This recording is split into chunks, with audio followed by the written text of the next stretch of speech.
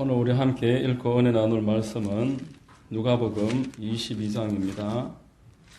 누가복음 22장 14절로 20절까지 말씀입니다.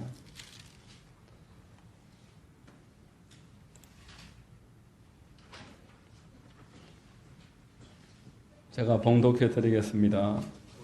때가 이름에 예수께서 사도들과 함께 앉으사 이르시되 내가 고난을 받기 전에 너희와 함께 이 유월절 먹기를 원하고 원하였노라. 내가 너희에게 이르노니 이 유월절이 하나님의 나라에서 이루기까지 다시 먹지 아니하리라 하시고 이에 잔을 받으사 감사기도 하시고 이르시되 이것을 갖다가 너희끼리 나누라. 내가 너희에게 이르노니 내가 이제부터 하나님의 나라가 임할 때까지 포도나무에서 난 것을 다시 마시지 아니하리라 하시고 또 떡을 가져 감사기도 하시고 떼어 그들에게 주시며 이르시되 이것은 너희를 위하여 주는 내 몸이라. 너희가 이것을 행하여 나를 기념하라 하시고 저녁 먹은 후에 잔도 그와 같이 하여 이르시되 이 잔은 내 피로 세우는 새 언약이니 곧 너희를 위하여 붓는 것이라. 아멘. 할렐루야. 주일 오전 예배 나오신 여러분들을 주님 이름으로 환영하고 축복합니다. 우리 옆에 분들과 한번 인사하겠습니다. 참 잘 오셨습니다. 참 잘 오셨습니다. 만나서 반갑습니다. 저는 봉독해드린 누가복음 22장 14절 이하를 통해서 성찬식의 목적, 이와 같은 제목의 말씀을 전하겠습니다. 우리 모두에게 큰 은혜가 있기를 바랍니다. 자, 여러분, 주님께서 교회에 명령하신 성례전이 둘입니다. 침례식과 성찬식. 우리 교회는 여름이 되면은 성찬식을 1년에 한 번 합니다. 그리고 침례식을 1년에 한 번 합니다. 성찬식은 매달 첫 번째 주일날 우리 다 함께 성도들이 성찬식을 하고 있습니다. 침례식이나 성찬식은 이 은혜를 우리가 알고 할 때에 그 감동이나 우리에게 주는 유익이 더 풍성해지는 것입니다. 내가 그것을 모르고 그것에 대한 아무런 의식이 없이 할 때에 유익이 없다. 그런 말씀입니다. 오늘 말씀을 통해서 우리 성도님들에게 이 성찬식의 그 의미가 깨달아지고 그래서 오늘 성찬을 할 때 큰 유익이 있게 되시기를 바랍니다. 여러분, 성찬식은 영적인 한솥밥입니다. 영적인 한솥밥이다. 누가복음 22장 8절에 보면은 예수께서 베드로와 요한을 보내시며 이르시되 가서 우리를 위하여 유월절을 준비하여 우리로 먹게 하라 말합니다. 우리를 위해서 준비하고 먹게 하라. 우리를 계속 반복하십니다. 여러분, 교회에서는 우리가 중요합니다.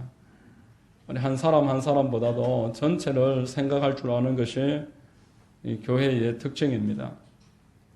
폴 트루니에라는 아주 유명한 분이 이런 말을 했습니다. 혼자서 할 수 없는 것이 둘 있다. 하나는 결혼이고 하나는 그리스도인이 되는 것이다. 결혼을 혼자서 할 수 없지 않습니까? 그리스도인이 되는 것도 나 혼자서는 할 수 없는 일입니다. 그 유래에서부터 원래 출애굽기 12장의 유월절이 성찬식의 유래입니다. 3절 4절 말씀에 출애굽기 12장 3절 4절에 너희는 이스라엘 온 회중에게 말하여 이르라. 이달 열흘에 너희 각자가 어린 양을 잡을지니 각 가족대로 그 식구를 위하여 어린 양을 취하되 그 어린 양에 대하여 식구가 너무 적으면 그 집의 이웃과 함께 사람 수를 따라서 하나를 잡고 각 사람이 먹을 수 있는 분량에 따라서 너희 어린 양을 계산할 것이며 이렇게 말했습니다. 출애굽시 6월절이 제정될 때에 혼자서 한 마리 먹고 남는 것은 갖다 버려라 이렇게 하지 않았습니다. 가족이 다 함께 모여서 가장 중심으로 해서 식구들이 모일 때까지 찾아서라도 함께 같이 유월절을 해야 되고 이 너무 양이 많고 식구가 뭐 둘, 셋밖에 안 되면 양이 많으니까 이웃하고 같이 하더라도 이 풍성하게 함께 해야 한다. 이 함께함의 중요성을 말씀을 했던 것입니다. 그랬던 이 6월절이 이제 예수님 시대까지 계속 연결되어 오다가 예수 그리스도로 말미암아서 제자들과 함께 업그레이드 되고 있습니다. 하나님 아버지 아래에서 예수 그리스도를 중심으로 영적인 새 가족이 세워졌습니다. 나의 가족이 누구냐? 예수님이 말했습니다. 혈과 육의 가족도 중요하지만 예수님은 하나님을 아버지라 모시고 하나님의 말씀을 따르는 영적인 공동체로 내가 세우러 왔다. 말씀을 여러 차례 했던 것입니다. 하나님께서 교회에 성찬식을 제정하시고 함께 모일 때마다 떡과 포도주를 나누면서 서로의 중요함을 인식하라라는 것입니다. 내가 소중한 만큼 저 사람도 예수님의 보혈로 말미암아 구원받은 사람이고 저 사람이 나의 지체구나. 예수 그리스도 안에서 나하고 한 몸이구나. 이것을 생각하라. 그런 의미가 성찬식에 들어 있습니다. 교회는 여러분 혈연이나 학연이나 연고지 중심이 아니라 경제력이나 또 직업이나 성별을 뛰어넘어서 하나의 공동 분모를 가집니다. 예수 그리스도. 이 공동 분모가 충족되는 것이 교회입니다. 그리스도가 아니면 전혀 공통점이 없는 사람들이 원근 각처에서 그분의 십자가의 공로를 기반으로 해서 모여서 공동체를 이루고 살아갑니다. 여러분 공동체 우리 이론을 한번 보십시오. 아주 어린 아이에서부터 10살도 되지 않은 아이들에서부터 그 위로 90세 이상 되신 분들까지 세상에 어떤 공동체가 이런 공동체가 있습니까?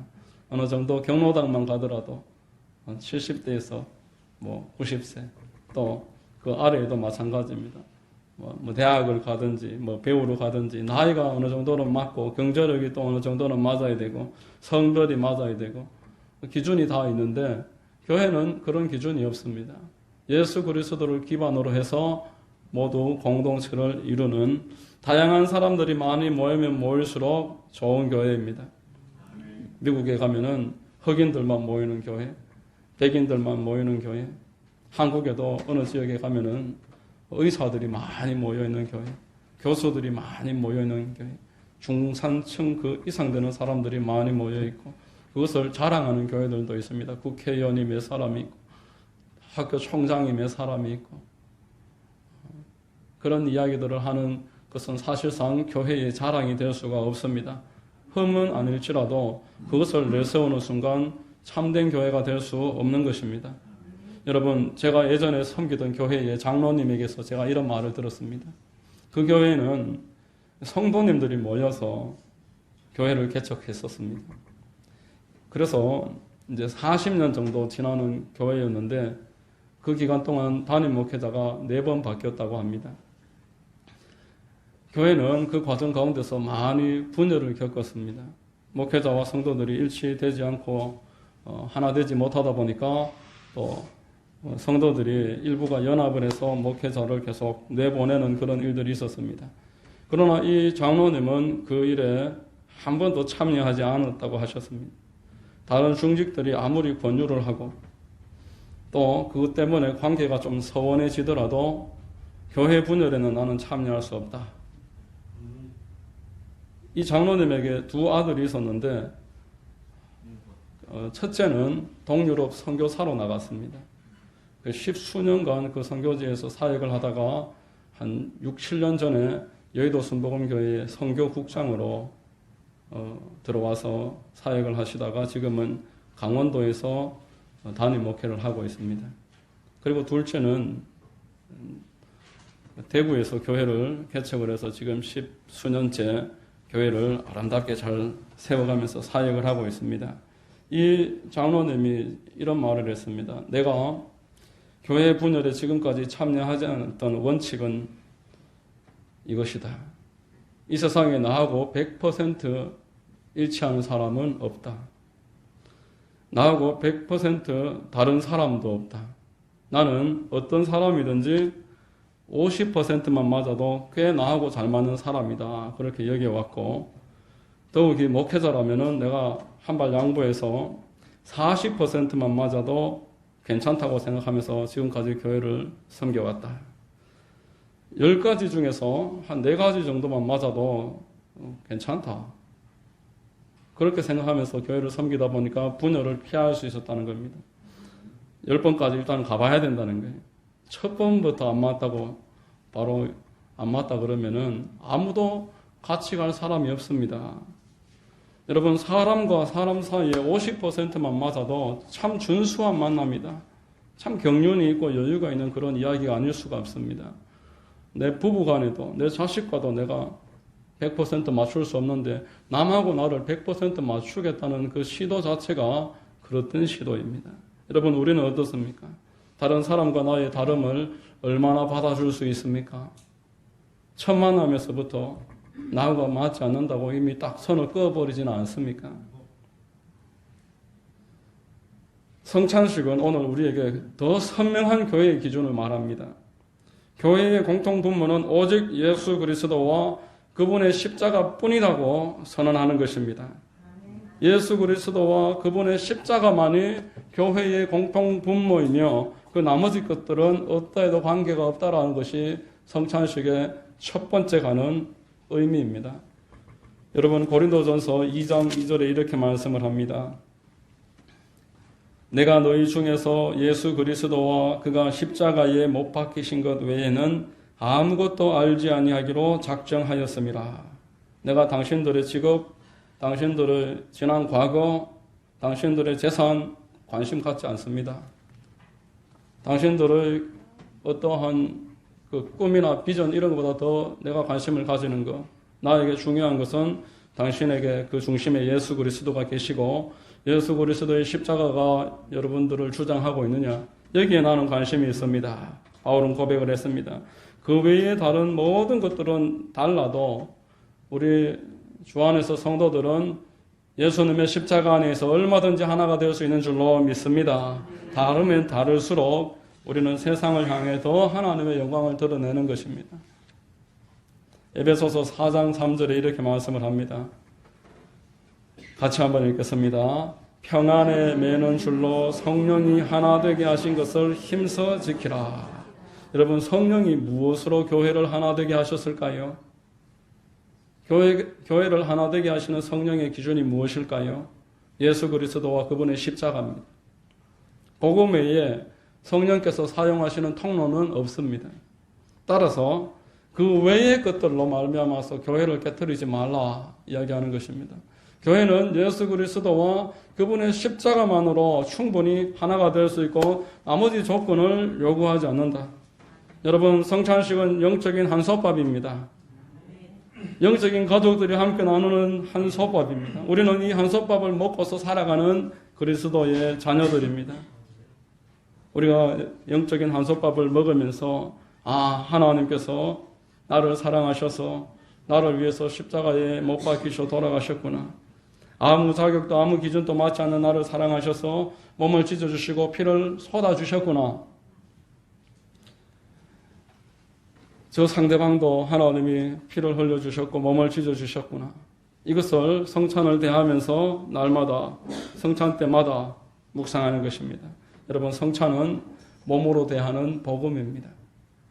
두 번째로 성찬식은 일방적인 은혜를 선포하고 있습니다. 자, 출애굽기 24장 4절에서 8절 우리 같이 한번 읽어보겠습니다. 같이 읽습니다. 모세가 야훼의 모든 말씀을 기록하고 이른 아침에 일어나 산 아래에 제단을 쌓고 12기둥을 세우고 이스라엘 자손의 청년들을 보내어 야훼께 소로 번제와 화목제를 드리게 하고 모세가 피를 가지고 반은 여러 양푼에 담고 반은 제단에 뿌리고 언약서를 가져다가 백성에게 낭독하여 듣게 하니 그들이 이르되 야훼의 모든 말씀을 우리가 준행하리이다. 모세가 그 피를 가지고 백성에게 뿌리며 이르되 이는 야훼께서 이 모든 말씀에 대하여 너희와 세우신 언약의 피니라. 아멘. 언약식을 체결을 합니다. 율법을 같이 낭독을 하고 이것을 지켜라. 그러면서 피를 뿌립니다. 그 의미는 우리는 피로 연결된 관계다. 그런 의미가 있습니다. 우리는 이 피로서 하나가 되었다. 고대 사회의 부족들 간에 상호 협력 조약을 맺었습니다. 내가 공격을 받으면 너는 나를 위해서 싸우고 네가 공격을 받으면 나는 너를 위해서 싸운다. 그러면서 짐승을 한 마리 잡아서 쪼개놓고 그 피를 뿌리든지 아니면 그 피를 언약서를 손에 들고 밟고 지나가면서 누구든지 이 언약을 어기는 자는 이 짐승과 같이 쪼개지고 피를 다 쏟게 될 것이다.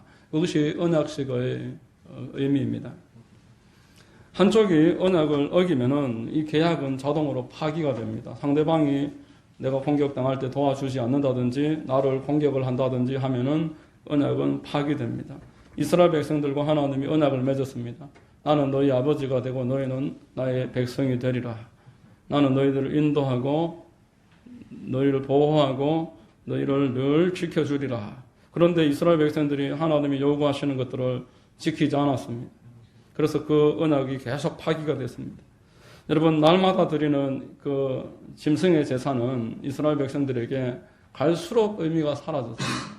날마다 처음에는 감동 어린 눈으로 짐승을 잡아서 그 피를 보면서 회개를 하고 눈물을 흘렸는데 그것도 날마다 반복되다 보니까 짐승이 내 눈앞에서 내 죄 때문에 쪼개지고 각도지고 피가 다 이렇게 철철철철 쏟아서 뿌리고 있는 그 과정 가운데서도 시큰둥하게 됐습니다. 나중에는 여러분 짐승을 못 쓰는 것들만 골라서 잡기 시작하고 그런 내용들이 말라기서에 나오고 있습니다.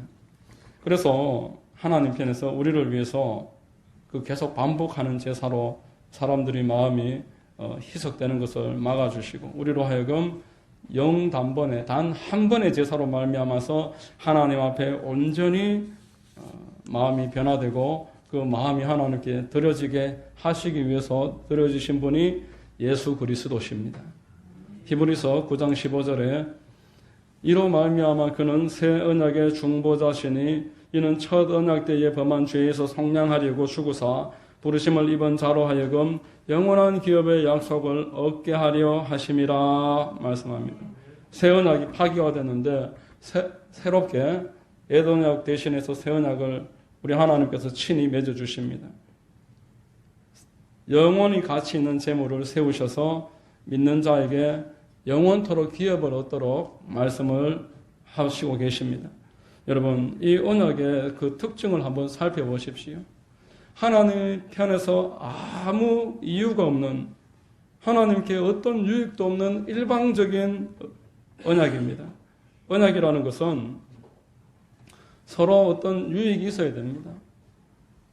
나에게도 이익이 있어야지 언약을 맺습니다. 그래서 결혼을 언약식이라 합니다. 나의 필요 또한 채워져야 된다는 겁니다. 서로의 필요를 채우기 위해서 모여서 같이 언약을 맺는 것인데 하나님의 필요가 채워지지 않고 하나님께는 아무 유익이 없습니다. 지금 왜 이런 일들을 하나님이 하시느냐? 다만 우리를 사랑하시기 때문이다 말씀하고 있습니다. 우리가 하나님께 해드릴 수 있는 게 아무것도 없고 우리가 하나님을 믿는다고 해서 하나님 편에 이익되는 게 없지만 하나님이 우리를 사랑하셔서 우리를 위해서 이 일을 하고 계십니다. 요한복음 3장 16절에 하나님이 세상을 이처럼 사랑하사 독생자를 주셨으니 이는 그를 믿는 자마다 멸망하지 않고 영생을 얻게 하려 하심이라. 자기의 아들을, 당신의 아들을 십자가에 매다시기 위해서 보내주셨는데 우리를 사랑하시기 때문이다. 또한 로마서 5장 8절에 우리가 아직 죄인 되었을 때에 그리스도께서 우리를 위하여 죽으심으로 하나님께서 우리에 대한 자기의 사랑을 확증하셨느니라. 다만 하나님의 사랑을 확증하시기 위해서 하나님이 우리를 사랑한다는 것을 선명하게 선포하시려고 예수님은 이 땅에 오셔서 십자가에 못 박히셔서 몸 찢으시고 피를 쏟아주셨습니다. 오직 우리를 위해서입니다. 오늘 본문에서도 이 일은 하나님을 위해서라고 말씀하지 않고 우리를 위해서라고 거듭 말씀합니다. 누가복음 22장 19절로 20절. 자, 같이 한번 읽겠습니다. 또 떡을 가져 감사 기도하시고 떼어 그들에게 주시며 이르시되 이것은 너희를 위하여 주는 내 몸이라. 너희가 이를 행하여 나를 기념하라 하시고 저녁 먹은 후에 잔도 그와 같이 하여 이르시되 이 잔은 내 피로 세우는 새 언약이니 곧 너희를 위하여 붓는 것이라. 우리를 위해서 이 일을 한다는 겁니다. 예수님 오시기 전에 700년 전에 이사야 선지자가 53장의 4절 5절에 이렇게 말합니다. 그는 실로 우리의 질고를 지고 우리의 슬픔을 당하였거늘 우리는 생각하기를 그는 징벌을 받아 하나님께 맞으며 고난을 당한다 하였노라. 그가 찔림은 우리의 허물 때문이요 그가 상함은 우리의 죄악 때문이라. 그가 징계를 받음으로 우리는 평화를 누리고 그가 채찍에 맞음으로 우리는 나음을 받았도다. 오직 하나님께서 우리를 위해서 이 땅에 예수님 보내주시고 그가 찔림, 그가 상함, 그가 채찍에 맞으시고 이 모든 일들이 저와 우리를 위해서 일방적인 은혜가 성찬식에 선포되고 있습니다. 여러분 성찬식에 그 떡을 다 뜯어서 가지고 와서 여러분들 앞에 떡이 주어지는 것은 예수님이 나를 위해서 몸을 찢으셨음을 보여주는 것입니다. 눈으로 몸 찢으신 주님을 보라. 그리고 피를 다 컵에 담아서 여러분들에게 제시할 때에는 예수님이 우리를 위해서 피를 다 쏟으셨음을 눈으로 확인하라 말하는 것입니다. 우리가 어떤 은혜를 받은 자들인지 다시 한번 확인을 하라. 나를 위해서 하나님이 어떤 사랑을 베푸셨는지 깨닫는 의미가 있는 시간이 성찬식입니다. 이 성찬식은 은혜를 기억하는 것을 목적으로 합니다. 이것을 위해서 기념하라 말씀합니다. 19절 본문 19절을 다시 한번 읽겠습니다. 또 떡을 가져 감사기도 하시고 떼어 그들에게 주시며 이르시되 이것은 너희를 위하여 주는 내 몸이라 너희가 이를 행하여 나를 기념하라 하시고. 아멘. 여러분 잘 읽는 것은 사람의 특징입니다. 우리는 오늘 배운 것 내일 되면은 다 잊어버립니다. 절반밖에 남지 않습니다. 한 주가 지나면은 한 10%밖에 안 남는다고 합니다. 그나마 주의 깊게 들었을 때 그렇습니다. 대충 듣고 딴 생각을 하시고 있다가는 오늘 저녁에 돼도 10%밖에 생각이 나지 않습니다. 그게 우리 인생의 특징입니다. 여러분 그런데 잊어버리는 일은 대단히 중요합니다. 쓰레기통을 날마다 비우는 것처럼 우리가 반복하지 않을 때는 잊어버리는 게 좋은 것입니다. 하나님은 사람이 반복하지 않으면 잊어버리도록 그렇게 만들어 놓으셨습니다. 잘못된 것을 계속 기억하면 망하게 됩니다.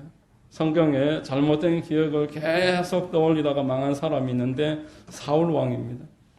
여러분 사울은 천천히요 다윗은 만만이라 그 노래를 듣고는 그때부터 화가 나서 계속 묵상하기 시작하고 다윗을 쫓아다니면서 10년 동안 복수를 하면서 앙심을 풀지 않았습니다.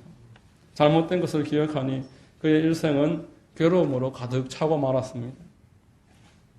반대로 성경에 다니엘이라는 사람이 있는데 그는 평생토록 은혜와 하나님의 언약을 잊지 않았습니다.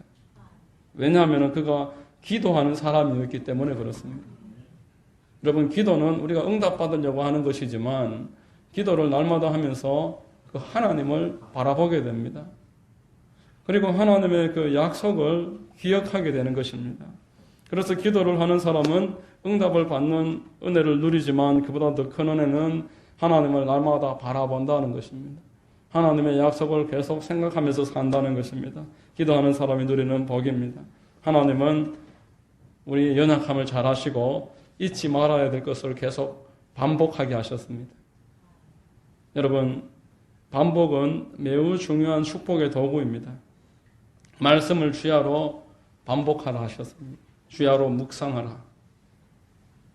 그리고 주야로 제사를 드려라. 조석으로 제사를 드려라. 이렇게 말씀했습니다. 기도를 하라는 겁니다. 지금 말씀 읊조리기를 우리 교회에서 벌써 한 2달 가까이 진행을 하고 있는데 잘 따라오시는 분들은 경험하고 계실 것입니다. 여러분 말씀을 읊조리는 일이 처음에는 대단히 유치하게 보입니다. 하루에 한 절도 아니고 한 주에 한 절이 뭐냐. 다른 데처럼 한 번에 100절씩 이렇게 같이 한 주 만에 외우고 그렇게 해야지. 유치하게 한 절 가지고 막상 그런데 따라오시는 분들 해보시면은 놀라운 경험을 합니다. 말씀이 말씀을 불러옵니다. 여러분, 내가 다른 생각을 하루 종일 하면서 살아가다가 하나님 생각 한번 못하고 살아가는데 말씀 계속 읊조리다 보면은 그 말씀 읊조리는 순간에 다른 말씀이 또 기억이 납니다. 하나님을 계속 생각하기 때문에 하나님으로부터 이때까지 받았던 은혜를 계속 떠올리게 됩니다. 내가 예전에 이 말씀으로 힘을 얻었지. 이 말씀이 증거되는 날 내가 성령 세례 받았지. 이 성경을 내가 읽을 때에 참 마음에 우울증이라든지 불면증이나 이런 것들을 떨쳐버릴 수 있었지. 이러면서 말씀이 계속 들려와집니다. 또 하나, 말씀이 내 마음속에 스스로 타오르기 시작합니다. 그래서 말씀이 내 마음을 뜨겁게 만듭니다. 내 마음이 뜨거워지고 내 마음 중심에서 믿음이 생겨나는 것을 느끼게 됩니다. 여러분, 사람이 참 잘 믿는 것 같아도 막상 어려운 일을 겪어보십시오. 믿음이 한순간 싹 다 날아가 버리고 발만 동동거리고 염려하고 걱정하고 두려워하고 사람만 찾아다닙니다. 그게 사람의 현실입니다. 그러나 말씀을 계속 반복해서 내 마음에 새기는 사람은 말씀이 마음에 심겨져 있는 것을 경험하게 되었어요. 어려운 일을 겪었을 때에도 하나님이 나와 함께 하신다는 것을 잊어버리지 않습니다. 로마서 8장 28절 말씀 경우에는 여러분, 우리가 성경을 공부를 하다 보면은 하나님을 사랑하는 자, 곧 그 뜻대로 부르심을 받은 자, 그러면서 계속 여기에 대해서 해설을 갖다 붙입니다. 모든 것이 합력하여, 그래, 합력은 이런 것이고, 모든 것은 이런 것이고, 선은 또 이런 의미지. 계속 말씀을 생각하게 됩니다. 그러나 읊조리기를 하면은 우리가 알거니와 하나님을 사랑하는 자, 곧 그 뜻대로 부르심을 입은 자들에게는 모든 것이 합력하여 선을 이루느니라. 생각하지 않고 내 스스로에게 말씀을 계속 들려주기 때문에 그냥 말씀이 그대로 내 마음에 들어옵니다. 훅 들어옵니다. 그래서 이 말씀이 믿어집니다. 합력해서 선을 이루지. 이 믿어집니다. 어떤 조건이 필요 없이 믿어지는 것입니다. 성찬을 하는 일도 마찬가지입니다. 나에게 잊지 않고 우리 주님의 복음을 생각하게 하고 매번 예배 때 예수님의 보혈이 선포되어야 하고 또 그렇지 못할지라도 복음이 이 성찬을 통해서 선포되어지기 때문에 우리는 예배 때마다 성찬을 통해서 복음을 기억하게 되고 또 아이들에게 복음을 가르치게 됩니다. 초신자들에게 복음이 뭔지 말해주게 되는 것입니다. 나를 위해서 주님이 몸찢어져서 우리가 떡을 떼고 우리 주님이 나를 위해서 피를 쏟으셨기 때문에 우리는 피를 이렇게 담아서 나눠서 마십니다. 이 영적인 한솥밥으로 우리는 이것만으로 하나가 되는 것이다. 이거 외에 다른 조건은 필요 없다라는 것을 성찬을 통해서 선포하는 것입니다. 여러분, 성찬은 끝으로 하나님께 감사하기입니다. 오늘 17절과 19절에 우리 주님이 감사하기도 하십니다. 이에 잔을 받으사 감사하기도 하시고 이르시되 이것을 갖다가 너희끼리 나누라. 19절에 또 떡을 가져 감사하기도 하시고 떼어 그들에게 주시며 이르시되 이것은 너희를 위하여 주는 내 몸이라. 너희가 이를 행하여 나를 기념하라. 예수님이 계속 감사하십니다. 하나님이 우리를 향하신 뜻은 감사인 줄로 믿습니다. 데살로니가전서 5장 18절에 범사에 감사하라. 이것이 너희를 향하신 하나님의 뜻이니라 말씀했습니다. 하나님은 우리가 감사하는 자 되기를 지금도 바라고 계셔서 성찬식을 제정해 주셨습니다. 하나님이 나를 부르셨습니다. 언약을 스스로 깨뜨렸는데 아무 이익도 없이 불러서 언약 맺어 주셨습니다. 그 언약의 제물이 누굽니까? 예수 그리스도십니다. 예수 그리스도께 또한 감사하는 것입니다. 이 영적인 식구가 되도록 성령께서 나를 부르셔서 믿음을 주셨으므로 이 삼위일체 하나님께 감사하는 것, 이것이 성찬식의 우리가 감사의 제목입니다. 여러분, 우리는 성찬식을 통해서 내가 과거에 누구였는지를 깨닫습니다. 내가 어떤 형편에서 하나님으로부터 부름받았나? 영적으로는 하나님과 단절되어 있었습니다. 혼적으로는 미쳐서 살아가고 있었습니다. 크고 작고의 차이가 있지 모든 사람은 하나님을 떠나서 정신적으로 미쳐있고 온전한 사람이 없습니다. 먼저는 정신적으로 은둔형 케이스가 있다라고 할 수 있습니다. 사람을 만나지 않고 문 밖으로 나가지 않고 혼자서 어둡게 그렇게 지내는 사람. 마가복음 5장 5절에 보면은 이 귀신 들린 거라사 광인이 무덤에 서 있었다. 무덤에서 거쳐 있다. 여러분, 무덤에서 지나만 가도 그 위에 올라만 한번 잘못 올라가도 마음이 섬뜩한 게 현실인데 그 무덤가에서 산다는 게 무슨 의미겠습니까? 어둡고 침침하고 우울한 상태에서 사람들과 단절시켜 놓는 그 마귀가 그를 그렇게 사람들하고 떨어뜨려 놓는 것입니다. 사람들과 함께 지내지 못하고 교회와 함께 지내지 못하도록 분리해 놓는 것. 그렇게 해서 홀로 떨어진 자를 괴롭히려고, 망하게 하려고. 그래서 정신적으로 하나님과 단절이 되어 있어서 미쳐있는 그 현대인들은 원둥형들이 참 많습니다. 몇 년째 밖에 나가지 않고 집안에 앉아서 게임만 하고 배달 음식만 시켜 먹고 그렇게 사람들 없을 때만 뭐다 확 눈을 쓰고 돌아다니고 그렇게 하는 경우들이 참 많습니다. 여러분, 말하지 않아서 그렇지 집집마다 그런 사람 몇 집 걸러서 한 사람 꼴로 몇 년째 그런 일들로 고통당하는 자녀로 말미암아서 어려움을 겪고 있는 집들을 수없이 많습니다. 또 활동형 케이스가 있습니다. 마귀가 이 사람 활동하게 만듭니다. 가만히 있지 못하게 만듭니다. 술을 마시게 하고 도박에 빠지게 하고 음란과 마약에 중독이 되게 만들고. 며칠 전에 어떤 성도 한 사람하고 대화를 하는데 기도 제목을 말합니다. 아들이 대학교 2학년 때부터 스포츠 토토에 빠졌는데 정말 이제 아들과의 인연을 끊어야 될 상황이 왔다. 이렇게 막 우는 거예요. 아들이라서 빚 안 갚아줄 수도 없고 어떻게 빚을 내어서 몇 천만 원씩 스포츠 토토에 다 갖다 주고 안 하기로 약속을 하고 각서로 쓰고 또 지나면 또 했고 지금 몇 번째인지 모르는데 지금 이제 정말 안 하기로 하고 마지막으로 한번 갚아줬는데 또 재발했다면서 절망하는 모습을 봤습니다. 여러분, 이 일이 누가 그 사람을 그렇게 고통스럽게 만듭니까? 왜 이런 일로 부모 자식 간의 사이가 갈라지고 가정이 깨지고 폭력과 살인으로 귀결됩니다. 현대의 수많은 사람들이 범죄에 빠져서 자기 자신과 그 가족과 사회에 아픔을 가져오는 것은 이 마귀가 그 사람을 미치게 만들 하나님과 단절을 됨으로 말미암아서 그렇게 망하게 만들어가고 있다라고 우리는 알 수가 있습니다. 마귀는 성경에서 도둑이라고 말했습니다. 도둑은 몰래 옵니다. 몰래 와서 훔쳐갑니다. 질병을 통해서 우리를 훔쳐갑니다. 사고가 나서 우리의 것들을 빼앗아갑니다. 내가 하던 일을 실패하게 만들어서 나에게 있는 것들을 빼앗아갑니다. 이랬던 우리를 하나님께서 불러주셨습니다. 죄를 씻어 회개하게 하셨습니다. 그리고 하나님의 가족으로 영입해 주셨습니다. 이게 일방적인 은혜다라는 말씀입니다. 여러분, 이 가족의 조건은 예수 그리스도와 그분의 십자가뿐입니다. 갈라디아서 6장의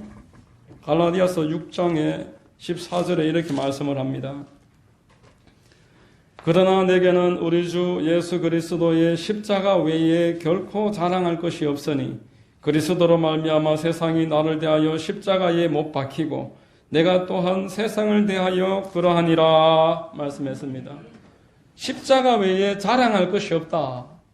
예수 그리스도의 이 땅에 오심과 육신되어 이 땅에 오심과 그분이 십자가에서 죽어주신 것, 이거 외에 나는 어떤 것도 자랑할 수가 없다.